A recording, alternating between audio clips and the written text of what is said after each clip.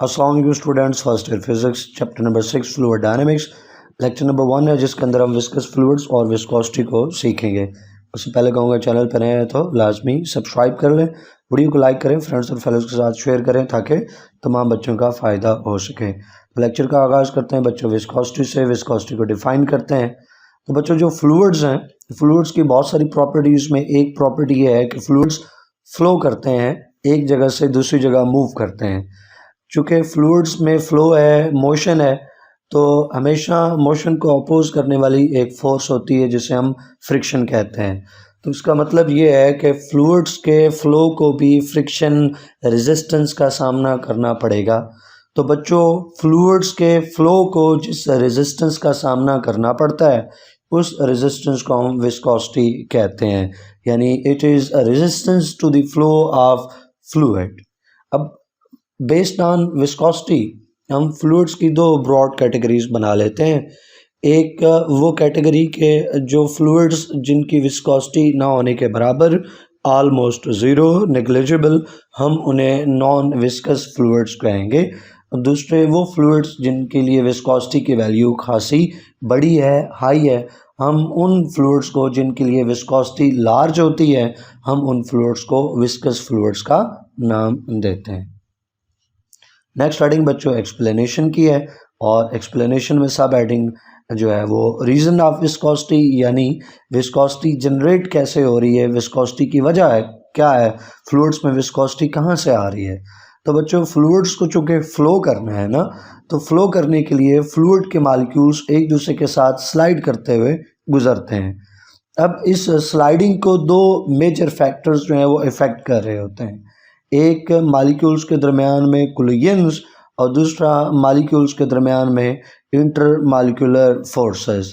अब जितनी collisions molecules में ज़्यादा होंगी, मालिक्यूल्स का स्लाइड करते हुए गुजरना उतना मुश्किल हो जाएगा।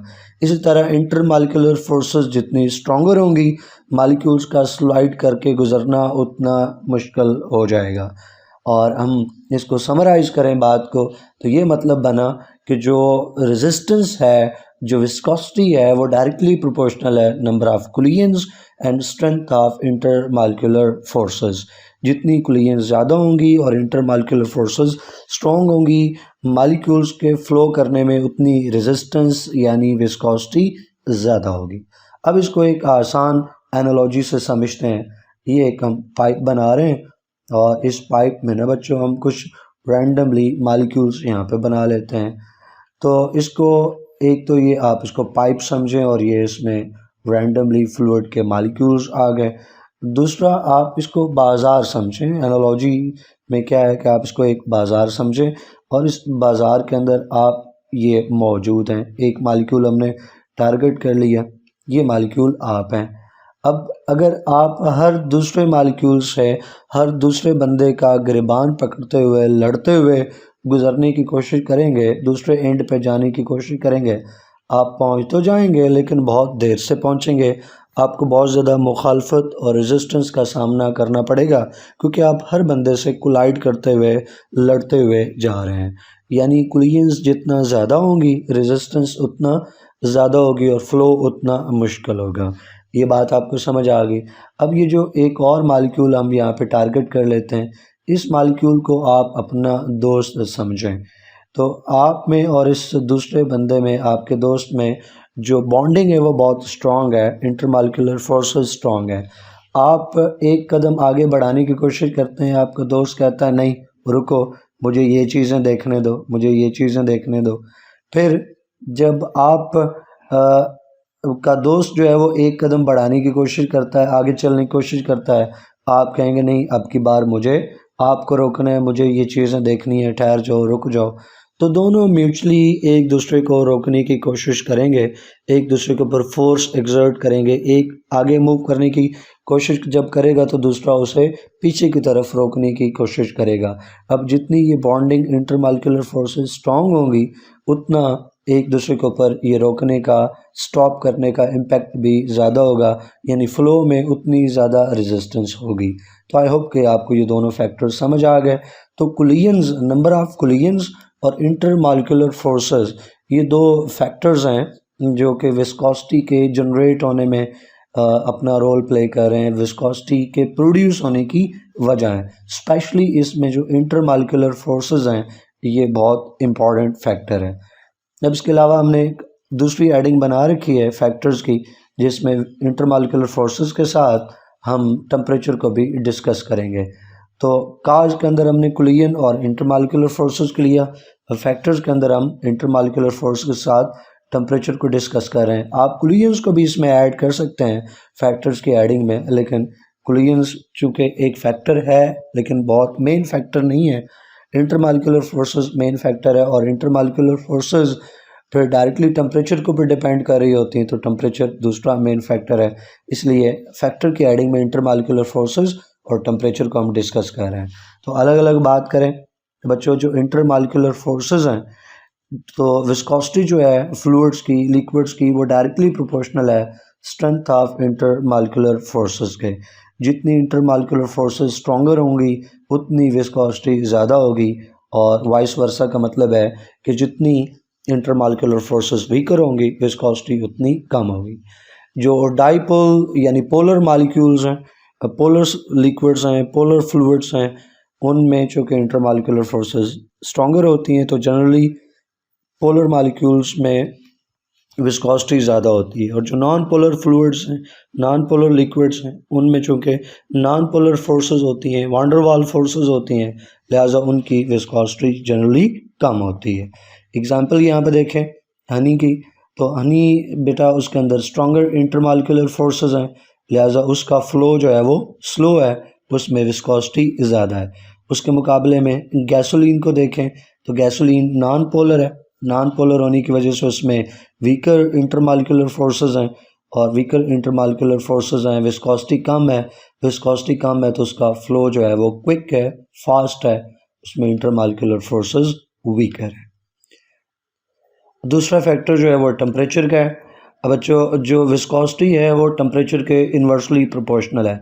जब टेम्परेचर इंक्रीज़ होता है तो इंटरमॉलिक्यूलर फोर्सेस असल में वीक हो जाती हैं, और इंटरमॉलिक्यूलर फोर्सेस के वीक होने से विस्कोसिटी डिक्रीज़ कर जाती है। लेकिन दिलचस्प बात यह है कि गैसेस जो हैं वो बिल्कुल अपोजिट बिहेव करती हैं। गैसेस के केस में बात उल्टी है, गैसेस के केस में टेम्परेचर का इफ़ेक्ट अपोजिट है। जब गैसेस की बात करते हैं तो गैसेस में जब आप टेम्परेचर इंक्रीज़ करते हो ना, तो रैंडम मोशन जो है वो बहुत ज़्यादा बढ़ जाती है। पहले ही गैसेस के अंदर रैंडम मोशन बहुत ज़्यादा है, उसके मज़ीद टेम्परेचर बढ़ने से नंबर ऑफ़ कुलियंस जो हैं वो और ज़्यादा बढ़ जाती हैं, और नंबर ऑफ़ कुलियंस के बढ़ जाने से विस्कोसिटी उनकी बढ़ जाती है। तो टेम्परेचर का इफ़ेक्ट गैसेस के लिए बाकी लिक्विड्स के मुकाबले में अपोजिट है।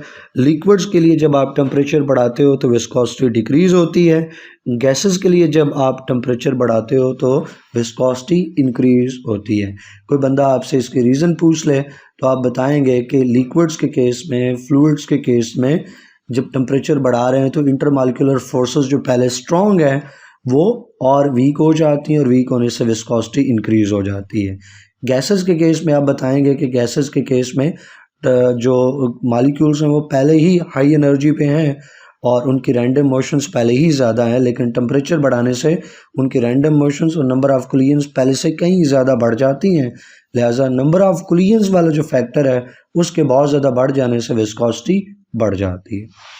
नेक्स्ट हेडिंग बच्चों हमारी एक्सप्लेनेशन में डिसएडवांटेज की है। तो विस्कोसिटी का डिसएडवांटेज क्या है बच्चों? विस्कोसिटी एक तरह से फोर्स ऑफ रेजिस्टेंस ही तो है, फोर्स ऑफ फ्रिक्शन ही तो है। तो कहीं पे भी फोर्स ऑफ फ्रिक्शन हो, रेजिस्टेंस हो, उसकी वजह से हमेशा लॉस ऑफ काइनेटिक एनर्जी होगा। तो जिस तरह बाकी फ्रिक्शन की डिफरेंट फॉर्म्स एनर्जी लॉस काज करती हैं, काइनेटिक एनर्जी को डिक्रीज़ करवाती हैं, काइनेटिक एनर्जी जो ओवरऑल एनर्जी का लॉस होता है, वैसे ही विस्कोसिटी की वजह से भी काइनेटिक एनर्जी का लॉस होगा। चौथी हेडिंग बच्चों कोफिशिएंट ऑफ विस्कोसिटी है, इम्पॉर्टेंट टर्म है बच्चों। तो जो न्यूमेरिकल वैल्यू है ना विस्कोसिटी की, उसी को हम कोफिशिएंट ऑफ विस्कोसिटी कहते हैं।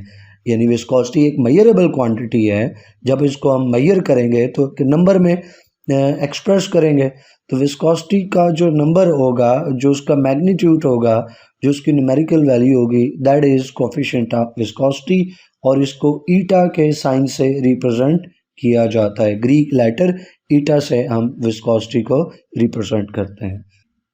नंबर 5 पे और लास्ट पे बच्चों हेडिंग है यूनिट ऑफ विस्कोसिटी। तो यूनिट्स ऑफ विस्कोसिटी में एसआई यूनिट ऑफ विस्कोसिटी का बच्चों वो पास्कल सेकंड है, शॉर्ट फॉर्म में PAS लिखेंगे आप इसको।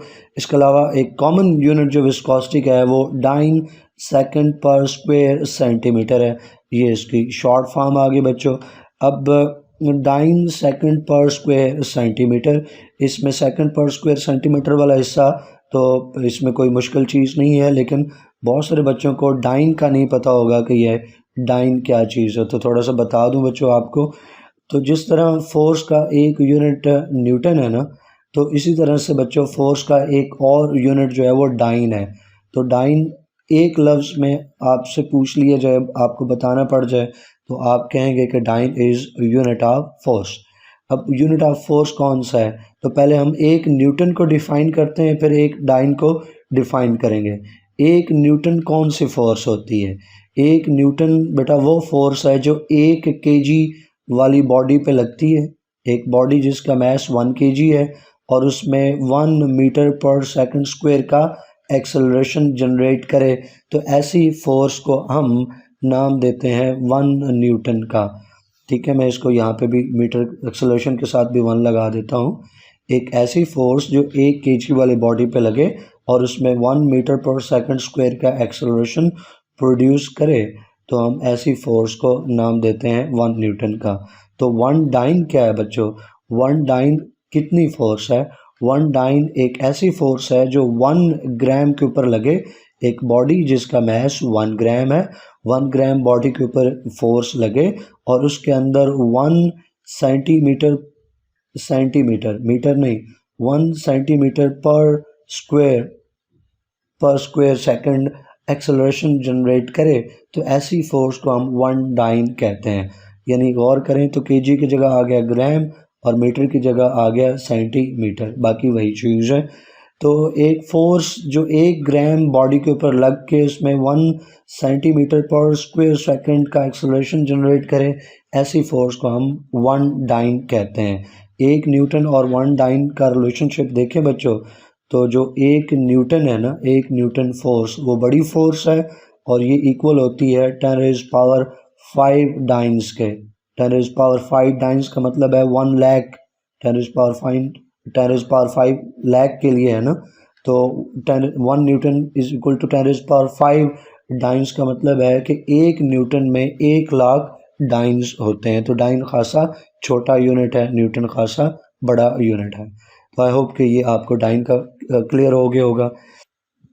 नेक्स्ट देखें बच्चों, तो यही जो dine second per square centimetre है ना बच्चों, इसी को पॉइज का नाम देते हैं। जैसे हम ये आपके सामने लिखा हुआ है किलोग्राम मीटर पर सेकंड स्क्वायर को न्यूटन कह देते हैं, वैसे ही dine second per square centimetre को पॉइज कहेंगे, उसको कैपिटल P से डिनोट किया जाता है। अब पॉइज जो है ये साइंटिस्ट की वजह से ये नाम पड़ा। फ्रेंच फिजियोलॉजिस्ट जेन लुइस पॉइज़ी साइंटिस्ट थे फ्रेंच, उन्होंने इसके ऊपर विस्कोसिटी के ऊपर ज़्यादा काम किया, तो उन्हें इज़्ज़त देने के लिए, उन्हें ट्रिब्यूट पेश करने के लिए उनके नाम के ऊपर विस्कोसिटी का यूनिट रख दिया गया। ये जो 1 पॉइज़ है, 1 poise is equal to 1 dyne second per square centimeter. तो आई होप कि ये चीज़ आपको समझ आ गई होगी। अब एक ऐसा यूनिट तो पास्कल सेकंड है ना, नॉन ऐसा यूनिट जो है वो पॉइज़ है, तो 1 पास्कल सेकंड जो है वो 10 पॉइज़ के इक्वल है। और इसी तरह अगर इसको स्मॉल में देखें तो 1 सेंटी पॉइज़ जो है, 1 सेंटी पॉइज़ 1 मिली पास्कल सेकंड के इक्वल है। तो ये डिफरेंट कन्वर्जन्स हैं, इनको आपने याद कर लेना है। ये MCQs में आपको हेल्प करेंगी और न्यूमेरिकल्स में भी हेल्प करेंगी। आई होप कि लेक्चर आपको समझ आया होगा। कोई क्वेश्चन हो, कोई कन्फ्यूजन हो तो कमेंट सेक्शन में लाजमी पूछें। इंशाल्लाह नेक्स्ट लेक्चर में मुलाकात होगी। टिल देन अल्लाह हाफिज़।